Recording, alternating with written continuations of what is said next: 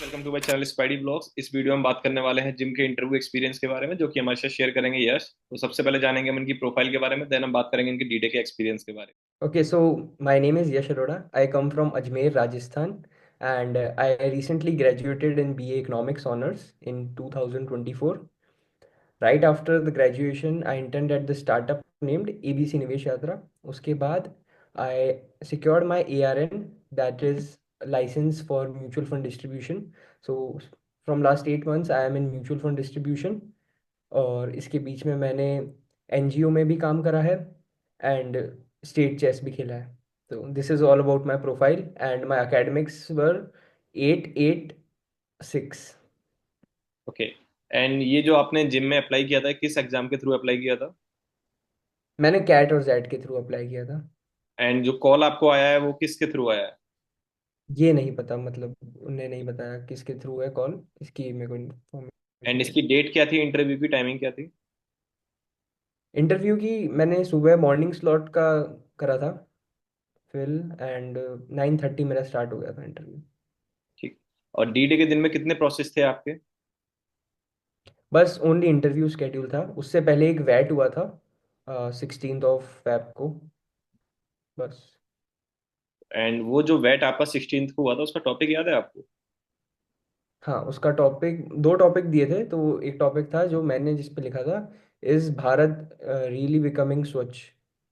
तो 300 वर्ड्स का था, 30 मिनट्स दिए थे, तो लिखा था अच्छा सा। ठीक है। एंड दूसरा टॉपिक आपको याद नहीं है?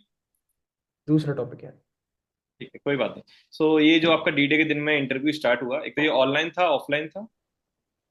ये ऑनलाइन हुआ था, पूरा प्रोसेस जूम पर ही हुआ था। ठीक है। तो जब आपने ज्वाइन किया फिर कैसे पूरा प्रोसेस स्टार्ट हुआ?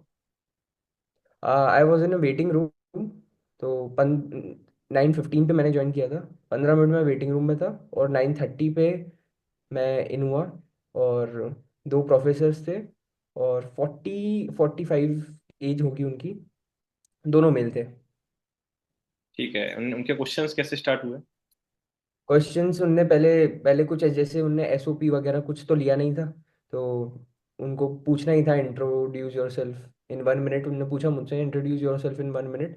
तो मैंने बताया ये सारा, इकोनॉमिक्स ऑनर्स और म्यूचुअल फंड डिस्ट्रीब्यूशन। तो मैंने सिर्फ बीआईएफएस के लिए ही फॉर्म फिल किया था, जीआईएम के लिए मेन उनका प्रोग्राम जो रहता है उसके लिए भी नहीं किया था, सिर्फ बीआईएफएस में ही जाना है मुझे, क्योंकि आई एम वेरी क्लियर। तो उनने इंट्रोड्यूस योरसेल्फ से शुरुआत करा। फिर दे asked me what is the difference between mutual funds and hedge funds. उसके बाद ये बहुत अच्छा गया था मेरा आंसर, मैंने बहुत अच्छे से बताया था उनको। फिर मैंने लिख रखी है चीज़ें, तो मैं बता देता हूँ पढ़ पढ़ के।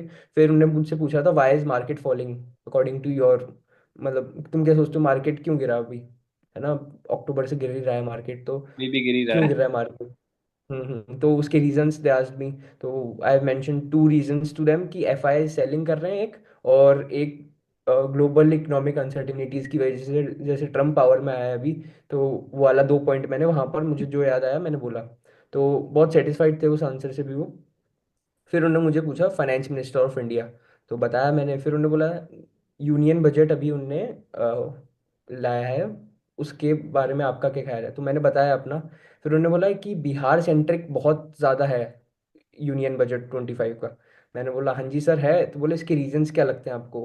तो रीजंस बताया मैंने, दो रीजंस उसमें भी बताया मैंने, कि एक तो बिहार का वेटेज, बिहार की सीट्स थोड़ी मेजोरिटी में है, तो वहाँ पे देना पड़ेगा, गवर्नमेंट कोalition की है, ये वाला रीजन। और सेकंड मैंने दिया था कि बिहार एक्चुअली नीड्स रिफॉर्म। तो जहाँ पे भी हम दूसरे स्टेट्स में देखते हैं लेबर क्लास लोग, या जो कि होटल में वेटर वगैरह रहते हैं, वो सारे बिहार के ही होते हैं। तो बिहार का ऐसा कोई एपी सेंटर नहीं है जहाँ पे उनको एम्प्लॉयमेंट दिए। फिर मैंने अनएम्प्लॉयमेंट के डेटा बोले थे वहाँ पर। तो major portion is coming from Bihar. तो ये सब था, उससे भी काफ़ी सेटिस्फाई थे वो आंसर से। फिर उनने मुझसे पूछा था कि डिमांड सप्लाई का फंक्शन बताओ। तो डिमांड सप्लाई का फंक्शन मैंने बोला कि at this moment I am not able to recall. तो उनने बोला कि you know it but you are not able to recall. मैंने बोला हाँ जी। तो बोलते हैं ऐसा नहीं होता, if you know it then speak up, अगर आपको नहीं आता तो वी वी विल कंसिडर कि आपको नहीं आता, ये वाला चीज़। फिर दे आस्क्ड मी कि who regulates mutual fund and securities in India. तो that was a clear answer that SEBI regulates it. And फिर उन्होंने पूछा स्टैटिस्टिक्स आपने पढ़ी है? मैंने बोला हाँ, मेरे पास सब्जेक्ट्स थे स्टैटिस्टिक्स के। तो बोले कि आप स्टैंडर्ड डेविएशन और वेरिएंस में डिफरेंस बताओ। तो मैंने वापस वही बोला कि अभी तो मेरे इकोनॉमिक्स में इतना अच्छा नहीं हूँ, क्योंकि म्यूचुअल फंड में मेरा डिस्ट्रीब्यूशन में 8 मंथ से कर रहा हूँ, तो उसमें मेरे को पूरा आइडिया था, और उन्होंने मुझसे 2 क्वेश्चन पूछे थे उस पर। तो मैं उनको क्लियर कट आंसर दिए थे मैंने, मतलब बिल्कुल कंसाइज। तो उससे फिर उन्होंने मुझसे बाद में क्वेश्चन ही नहीं पूछे। ठीक है। तो यही पूछा उनसे, difference between variation and standard covary नहीं, मुझसे पूछा था difference between standard deviation and variance. तो मैंने बोला नहीं आता अभी। तो बस यही था मेरा इंटरव्यू, 10-11 मिनट चला था ये। इसमें क्रॉस क्वेश्चन हो रहे थे, और जैसे कि आपने सेबी का नाम लिया, तो फिर सेबी के अंदर भी बहुत कुछ हमने रिसेंट में न्यूज में देखा। नहीं, तो उन्हें इस क्वेश्चन पे सेबी का नहीं बोला उन्होंने कुछ भी मुझसे। मुझसे पूछा था कि वाई इज मार्केट फॉलिंग। तो ये सब थी। एंड फिर वो उन्होंने बोला कि पॉलिटिकल आप कौन क्वेश्चन, सा स्पोर्ट खेलते हो। जैसे आपसे बिहार के बारे में पूछा तो उन्होंने वहाँ की लेजिस्लेटिव सीट्स के बारे में कुछ बात किया हो? नहीं नहीं, नहीं। ऐसा क्रॉस क्वेश्चन कुछ नहीं था। बस उनका स्ट्रेट क्वेश्चन था और मेरा आंसर था, बस उसके बाद उनका क्वेश्चन न्यू क्वेश्चन ही था हर बार। एनी स्पोर्ट्स रिलेटेड ऐसा। कोई क्वेश्चन?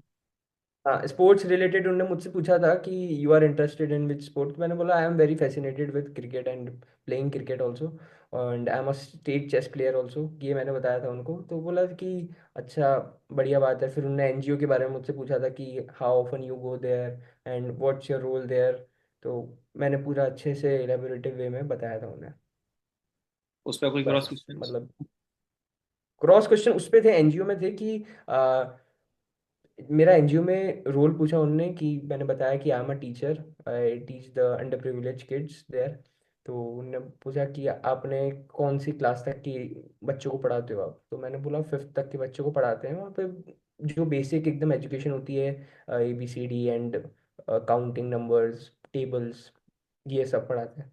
तो उनने बोला कि आप बॉड मास आपने पढ़ाया है अभी तक किसी को?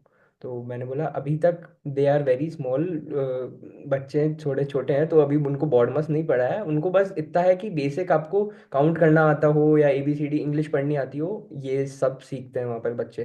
तो बस यही था। ठीक है। एंड इसमें आपके होम टाउन से रिलेटेड कोई क्वेश्चन पूछा हो आपसे? नहीं, होम टाउन से रिलेटेड कोई क्वेश्चन नहीं था।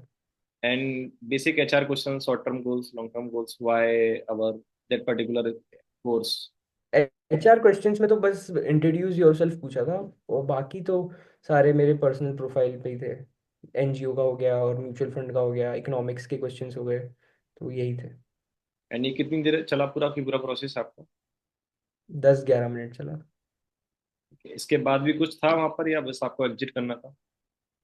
बस उन्होंने बोला your interview is over, now you can leave, ऐसा। एंड तो एनी एक्सपेक्टेड डेट की इनका रिजल्ट कब आने वाला है? मार्च के महीने में आ जाएगा, लास्ट एंडिंग ऑफ द मार्च में आ जाएगा। चलिए यस, काफी अच्छा लगा आपसे आपका इंटरव्यू एक्सपीरियंस जान के। एंड गाइस, आप भी ओके। अपने एक्सपीरियंस हमारे साथ शेयर कर सकते हैं, आप मुझे डीएम कर सकते हैं इंस्टाग्राम या लिंक्डइन पे। आप यस के साथ भी कनेक्ट हो सकते हैं, इनकी लिंक्डइन आईडी भी मैं वीडियो के डिस्क्रिप्शन में ऐड कर दूंगा। बाकी ऐसी इन्फॉर्मेटिव वीडियोस के लिए गाइस हमारे चैनल को सब्सक्राइब कर लीजिए, वीडियो अगर अच्छी लगे तो लाइक एंड शेयर।